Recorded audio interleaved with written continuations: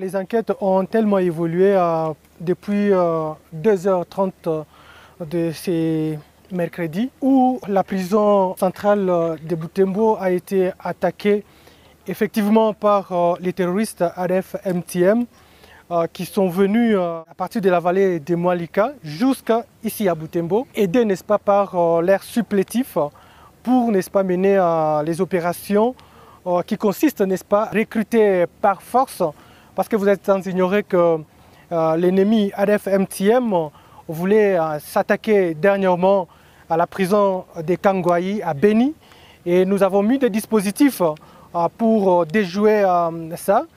Et malheureusement, l'ennemi a changé l'option parce que tous les ADF arrêtés à Beni ont été transférés dans d'autres provinces. Donc à Beni, il n'y a aucun ADF, et ADF a eu ces informations, et voilà comment ADF a jugé bon de venir s'attaquer à la prison de Butembo pour, n'est-ce pas, récupérer un certain Kizito qui était déjà ADF connu, arrêté ici, et aussi 12 femmes des ADF qui étaient ici, qui étaient, n'est-ce pas, dans un processus d'être évacuées ailleurs. Mais malheureusement, dans cette opération qui a duré plus de 15 minutes, nous sommes intervenus avec retard parce que l'ennemi était armé lourdement et avec un effectif évalué à plus de 80 éléments qui ont opéré pendant 15 minutes. Ils ont réussi à casser la porte de la prison et faire évader les prisonniers. Du côté des femmes, parce qu'il y avait vraiment la sécurité, parce qu'on était sûr que c'est là où il y avait les femmes des ADF. Ils ont utilisé la mêleuse, n'est-ce pas, pour casser la porte et faire sortir les 12 femmes ADF, et ils sont partis. Mais nous, en tant que forces armées de la République démocratique du Congo, nous avons déjà arrêté plus de 115 évadés, prisonniers, qui sont déjà là, dans la prison de Butembo. Nous avons neutralisé 5 terroristes ADF-MTM et nous avons récupéré 3 armes de guerre. Vous avez vu la mention écrite en arabe sur l'une des armes des ADF, écrit Allah Akbar Bismillah Rahmani Rahim, ce qui signifie Dieu écran, au nom de Dieu, tout miséricordieux et très miséricordieux.